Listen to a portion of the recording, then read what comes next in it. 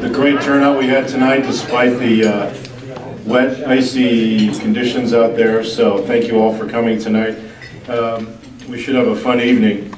My name is Dan Sable. I'm a Senior Vice President with Bank of America, and I'm honored to be on the board of the World Trade Council. And we have a real terrific lineup for you tonight. But before we get started, and before I introduce my guests, just wanted to run through a few scheduling and administrative items.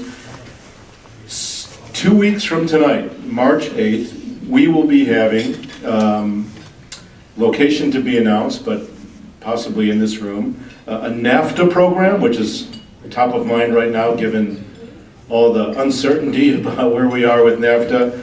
We are going to have representatives from Canada and Mexico, and we're hoping to have representatives from Senator Moran and Roberts' office as well. Should be a very lively and informative evening, so stay tuned for that. Again, that's going to be on March 8th. And then on April 26th, we're going to have an event here with the Brookings Institute, along with JP Morgan Chase and Kansas Global. So that's going to be our next event after March. And then in May, on May 10th, we're looking to bring in the Consul General for Argentina. And hopefully we'll have meat on the menu that night. I did want to introduce one gentleman who's in the audience tonight, who's a guest, who I want to do a shout out to, and that's Mike Zamarsla, who's with Senator Moran's office. Hope I didn't screw up your name.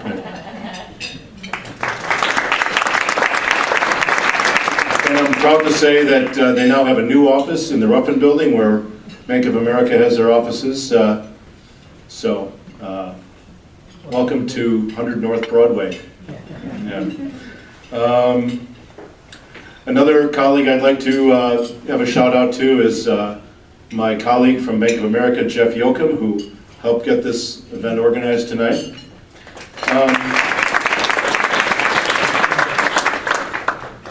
And one thing I wanted to point out, and we have some information for you all, is the Dr. Dharma De Silva International Business Excellence Awards. And to briefly update you on all that and get your input, I'd like to introduce Mario Bonilla from Grant Thornton.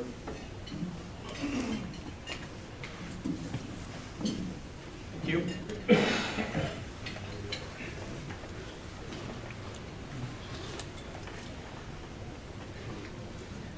Very, very quiet room. Made me feel like I'm going to the principal's office and I do something wrong. Well, to those that don't know me, I'm Mario Bonilla. I'm a tax partner with Grant Thornton. I bring the international flavor to the World Trade Council. You can tell that my accent haven't left me after 25 years in the States. I tell people I got a 13-year-old and his most fun thing to do every day is to make fun of my accent, how I pronounce things. Now he's about 6'2" and about 220 pounds, so there's very little things I can do anymore to him too. Besides, you're not driving. But anyway, if you've been involved with the World Trade Council, you're probably aware of this, the International Business Excellence Award. It's something that Grant Thornton has been a sponsor for many, many years. But the award is for a company that is small or large, that has shown global success and has a positive impact to the greater Wichita area community.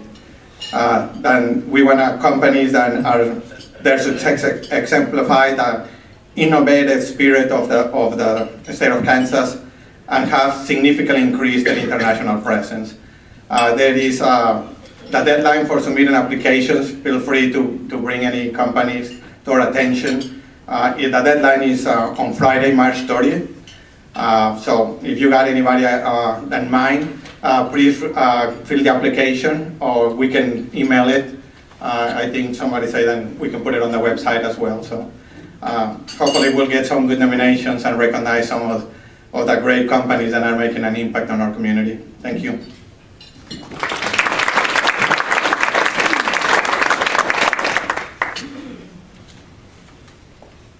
Okay, well, the agricultural industry plays such a critical role in our lives, and unless you've given up all nutritional intake for Lent or are on a fasting regimen, we all eat. We're all impacted by agriculture. And, I moved here about 3 years ago from Chicago, and, coming from a big city, it's like, what do you think about when you think about Kansas? Dorothy, Oz, farms, right? We are in the heart of America's agricultural industry. And when you think about agriculture, there's really 3 segments of agriculture that stand out. Grains, wheat, corn, beans, dairy, and thirdly, protein. And it's got such a huge impact on the local, regional, national, international economy. And, I, for one, take it for granted. I mean, think about it. You get a seed, you put it in the ground, and out comes corn, wheat, beans, what have you. And then somehow it ends up as a loaf of bread or animal feed or a gallon of milk, if it's a calf, whatever. And just the whole life cycle of how these products get from the ground to our table is nothing but amazing. And so we're going to learn all about that tonight. And we have 3 phenomenal speakers that will be representing, obviously, the entire agricultural industry. So I will announce each of our 3 speakers, and as they come up, they can give you a little background on who they are and their history. Our first speaker is Chuck Elsey, who's the retired CEO of Schooler.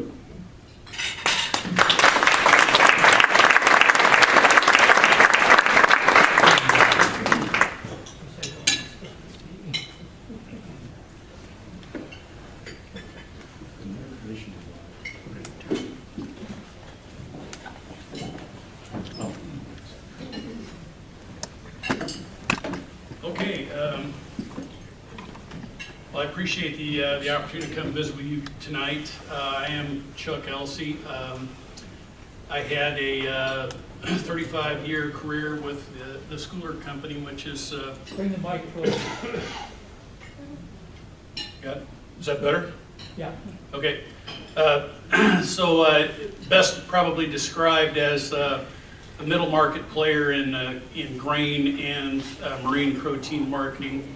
It's predominantly a North American company, although they do have some operations in South America, so that's not exactly true anymore. But to give it, it's about a $5 billion in sales company, but predominantly in grains, oil seeds, and marine proteins. That's fish meal, fish oil, those kinds of things. I am kind of a native of the United States. I grew up, my dad was in the United States Air Force for 20 years. When he retired, I happened to be in Manhattan, Kansas. I went to high school there, went to college there. I consider myself a Kansas native. I am a resident of Salina and been there for 28 years. So it's great to be with you here tonight. What else? That works, thank you. Okay. Second, I'd like to introduce Kevin Strathman, who is the Senior Vice President Finance for Dairy Farmers of America. He came all the way from Kansas City to be with us tonight.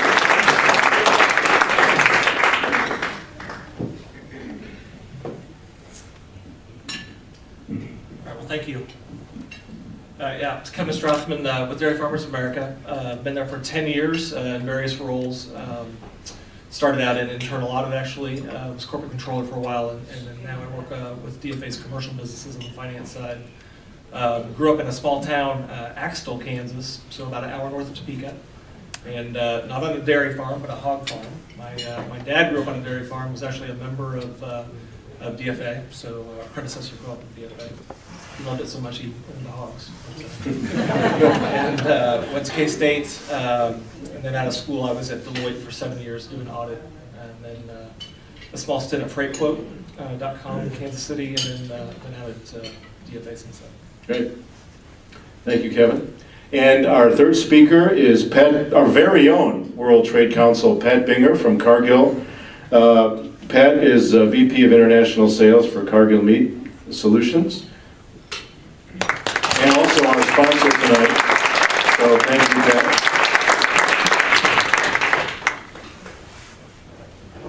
So we've got a table of Cargill folks here, and I'm going to hear about it tomorrow, why there was no beef on the menu. With the Cargill sponsorship, so we might just have to work that out later. With Cargill, I've been with Cargill for 30 years. 26 of it has been in the international export side of Cargill's business. The last 22 years have been in Wichita, Kansas. I've spent time in California, Dallas, Texas, Atlanta, Georgia. With the company, I was born and raised on a farm ranch in South Dakota. Family still manages that farm, feed cattle, corn, beans, crops. I try to get up there as much as I can and do a little hunting now and again. Good to be here. Thank you, Pat. So the way our program is going to work tonight is each of our speakers will run through their presentations, their decks, and then following that we'll have Q&A. And if we run out of time, feel free to stick around later and informally dialogue and ask questions and come up and chat. With that, we'll get started. And Chuck, I believe you are going to break the ice. Okay. So.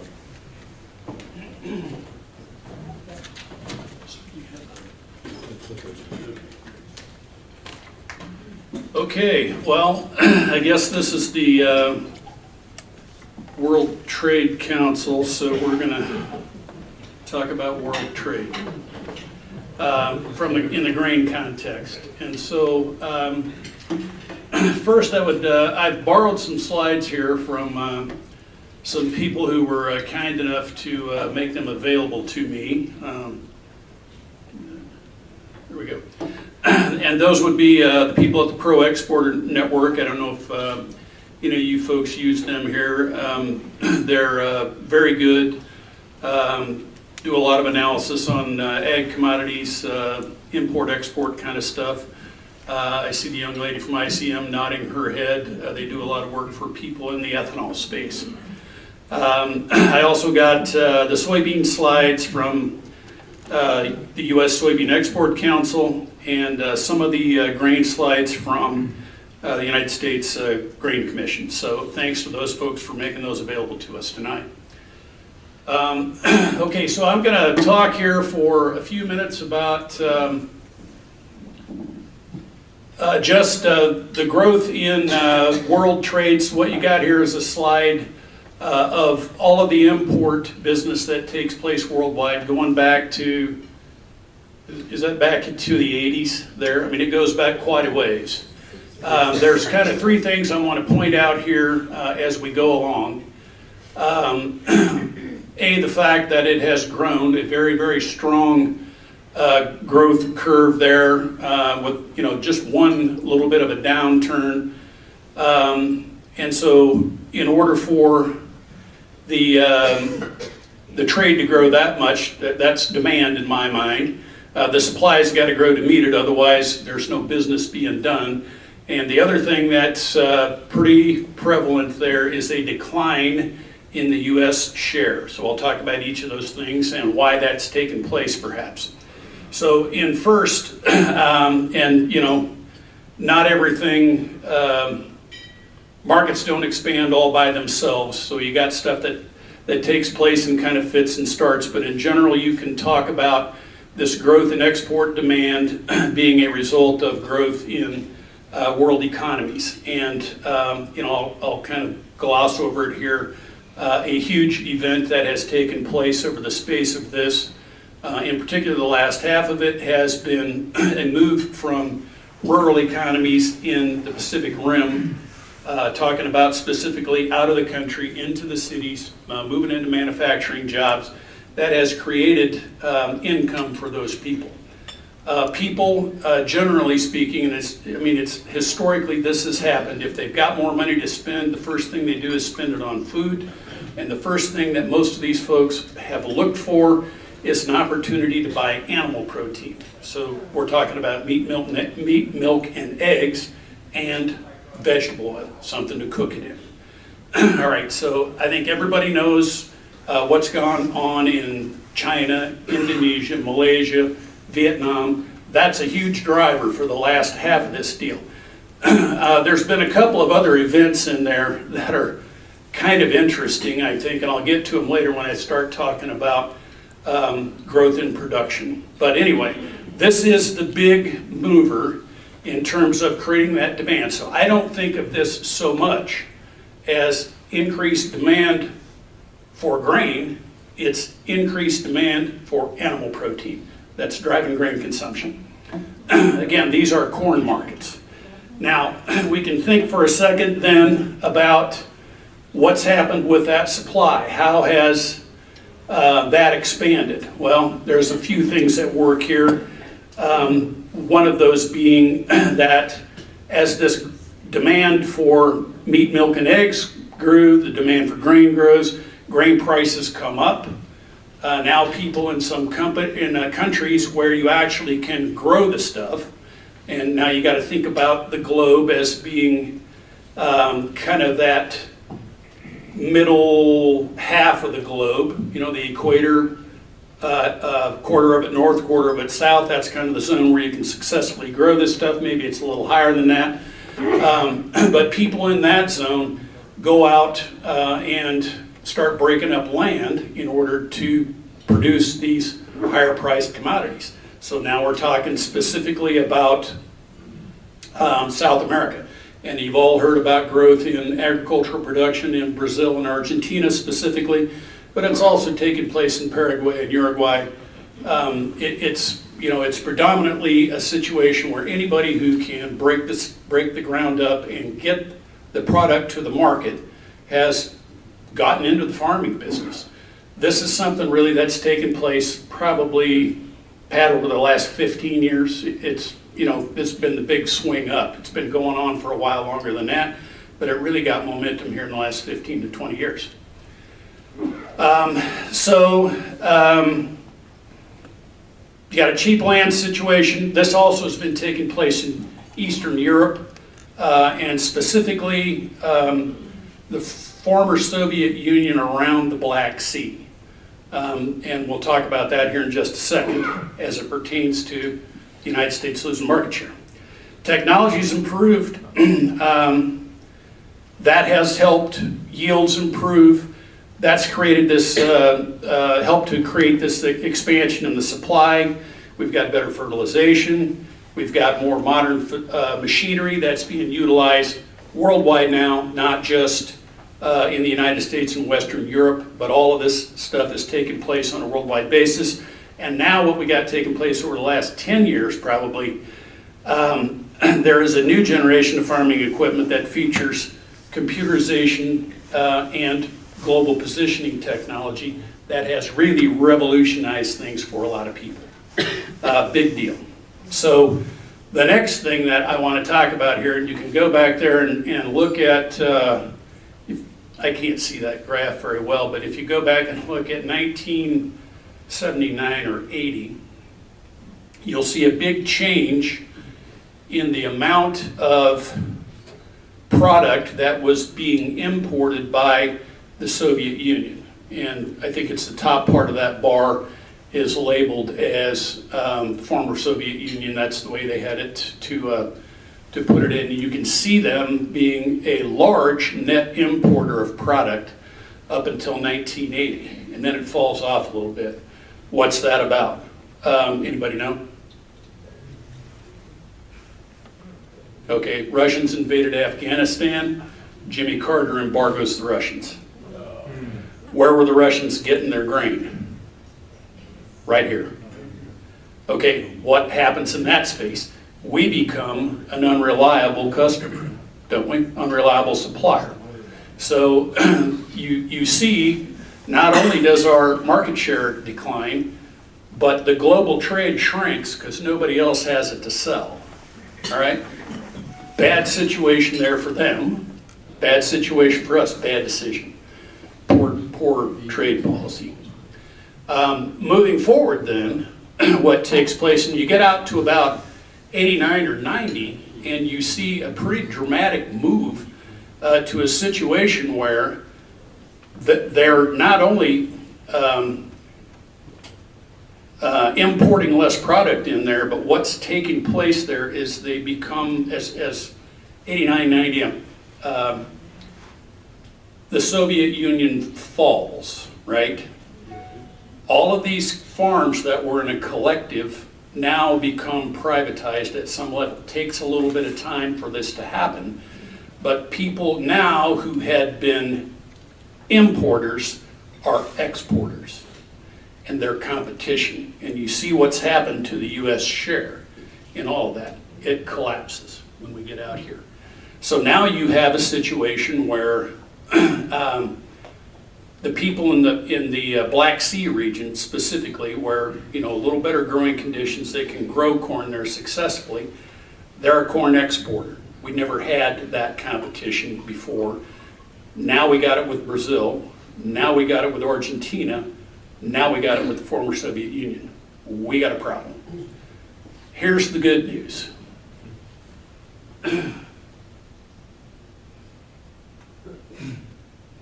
I'm talking to you about where our exports go here, and then the next slide is probably my favorite slide in the deck.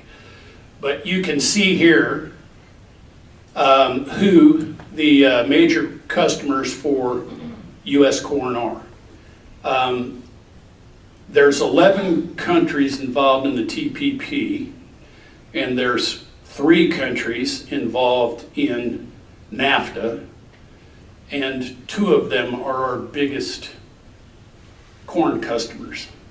That's a problem. There's some real distress around the idea that we've pulled out of the TPP. People got a little trouble with that.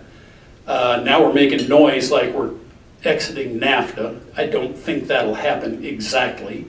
But you can see why producers might get a little stirred up about more conversation about any of those things happening. So we're going to move ahead here for just a second, but I think this is an interesting slide. If you ran this graph back to about 1980,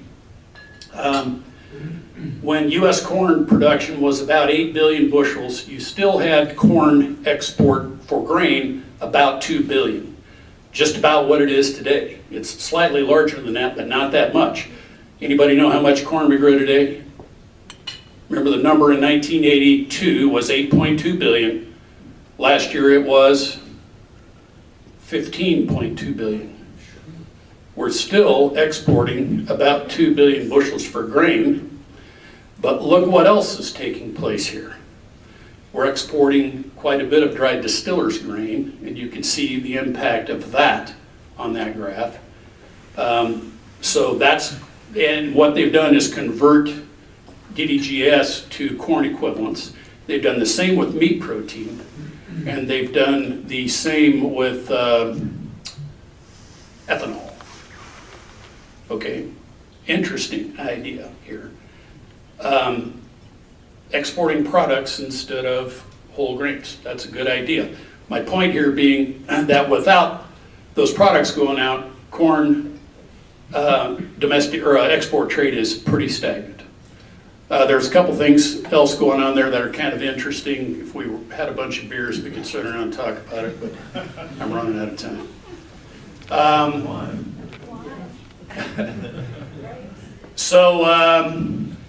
Interesting growth there, and I think, again, a lot of stuff to be talked about there. So this is the soybean chart, huge growth there. You can see that same thing's going on there, different competitors, no Black Sea stuff coming into that, it's all Brazil and Argentina. and us. But you can see dramatic growth in the trade. So in general, you could think about the impact of this on U.S. Soybean business. Today or this year, we grew about 4 billion bushels of soybeans, plus or minus 100 million. We will export, we have to export in the form of soybeans or meal, about 60% of that. So export's much, much more important in soybeans. Okay, so again, you can see who the customers are. You see some NAFTA and TPP customers there. Again, kind of concerning. You also might be a little concerned about the concentration with the percentage of business going to China. They're number one by a fair stretch. That's all about an insatiable demand for soybeans, meal, and oil. And the fact is, there's just not that many places in the world that you can grow soybeans. It's us in South America. Maybe they can get something going in Africa at some point, but again, you just don't have a climate that cooperates with that. Here's the picture for wheat. Same situation here with wheat. Huge expansion. The players there are predominantly as competitors. Europe has showed up. These Black Sea countries that I was talking about, huge. We opened the door. We used to ship wheat into that area. Now they're exporting it. And you see what's happened to the wheat producers' share of the market here. It's declined, and it's going to be about 15% this year. I don't know how much of that can be recovered. One issue that you have in wheat, while it's difficult to go replace acres for soybeans and corn to some extent, wheat can be produced in a lot of places in the world. And if they ever get to a place where they can successfully expand agricultural production in some of the places in Africa where it could be done, it's probably going to be wheat. So that doesn't bode well for U.S. wheat producers. Now, the situation is this. What I've described to you here is a situation where U.S. Grain industry has become kind of the residual supplier to the world, if you will, if you think about it. And that sounds like an awful place to be, but frankly, there are a number of reasons that that's the case. Our producers are much better funded. We've got more infrastructure to hold a crop off the market if they choose to do so. We've got better logistics relative to being able to move product in a timely fashion. I mean, somebody could pick up the phone tomorrow morning and call a guy at Cargill and say, I want 9 vessels of corn. They can agree on a price, and they can probably start loading it later that week or sometime the following week. You can't do that in South America. You can't do that in the Black Sea.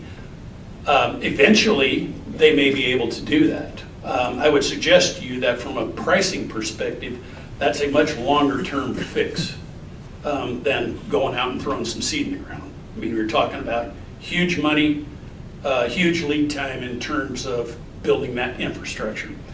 So that, at least at this point, is a competitive advantage for us. And we get to compete from time to time. Well, if you think about it, we get to sell grain when nobody else has it to sell. We don't compete well in the cheapest grain environment. You'll hardly ever find the United States being the cheapest seller. We'll get business, what I call near the market on a price basis, because we can give them better logistics than they can get anywhere else. So if they got a Mayday situation, we get that business. As I said, not all that bad, but not a great spot to be in either. Okay.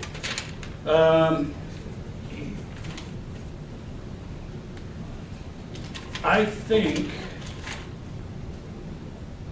you know, okay, so what would the takeaways be here? And what has to happen in order for our producers to continue to be successful? A, this trend in protein consumption